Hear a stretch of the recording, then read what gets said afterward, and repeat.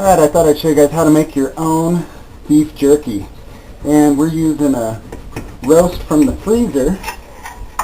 And as you can see, I'm cutting this thinner than a piece of cardboard. And it's also kind of firm like that because it's still a little frozen. You take your roast, and the first step, take your roast and cut off all the fat. This is all just solid fat. Look at this big chunk of fat. So cut off all the fat off your roast, and then put it in the oven at 170 for about 20 minutes till it gets a little softer, and the inside is not frozen solid. It's just, it's a little bit solid. It's kind of frosty. And you'll want to get your cut started, but then you can feel with the knife how thick in the way that this is falling off, how thick and how thin your slice is going to be. And after a while, there's that slice, nice and thin. After a while you might get sort of a accumulation here on the edge. Just got to cut that off. No big deal. Put that on my scrap plate. And keep an eye on how this is. You don't want to start getting crooked and start getting a big slant. So you want to keep this nice and flat. And so that's step one. Chopping up all of your roast into these thin little slabs like this. Alright, the next step is to make the marinade. And here's what I'm going to do. I used a little bit of A1 and a little bit of Worcestershire, but you don't need those.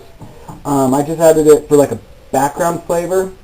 I added hardly any of that to this bowl. Maybe just a couple of little splashes of it. The thing is, these are pretty strong tasting, and when you're making a beef jerky marinade or sauce or whatever, it's if it's too strong, it's gonna ruin the beef jerky by making it too salty or too strongly flavored. I used a little bit of this teriyaki sauce because I was out of soy sauce. So normally, what I'm doing is making this out of soy sauce and a little bit of wine vinegar with maybe a stronger sauce like this just as a background flavor, not really necessary. So once you add your soy sauce and your red wine vinegar, you'll want to add a little bit of water, and if you have some beer around, that also kind of adds to the flavor. But the main thing is, I don't want this to be too thick. If it's too thick, it's kind of the same thing on the beef jerky. It'll be too strong tasting. I'm going to put some seeds in here. There were some sesame seeds in this teriyaki, so that's kind of cool. I guess that's a little better than soy sauce. A bonus. And put just like a spoonful of black sage seeds here.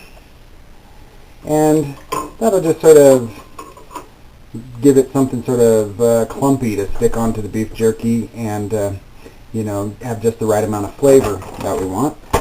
A little bit of pepper, and then you want to make sure that it's pretty watery. You want it to be quite watery, and then all you got to do is dip each one of these in the marinade, throw them in the bowl. So, I won't make you guys watch me dip all of these pieces of meat. We'll skip ahead to the next step. Alright, the next step, you want to be at 180 degrees, because that's the temperature that beef needs to be cooked. And then you're going to hang this in the oven. You want to have a cookie sheet underneath, because this is going to drip. And all you got to do is just hang your meat on the rack and leave it at 180 degrees. And it's kind of personal preference how long you'll cook it for, but we'll come back and I'll show you the finished product. Alright, we're about 2.5 hours in cooking these guys, and some of the big ones are still kind of pliable, a little floppy. What you can do is look for some of your smaller, maybe crispier ones, and use them as like a taste test and see what you think about the flavor. If it is not strong enough, dip them in the marinade again. We've dipped these 2 more times in the marinade, and they taste pretty good. So we're looking at maybe another half an hour, and then we'll have these all cooling down on a plate, and I'll show you that when we get there. Alright, here's the final product. About 3 pounds of beef jerky, and you know, Jack Link's type brand beef jerky is about $15 a pound, and you know, here's 3 pounds of beef jerky after my son ate half of it too. I mean, we're looking at a roast that costs about $7, and I think that's a pretty good way to cost effectively supply yourself with beef jerky.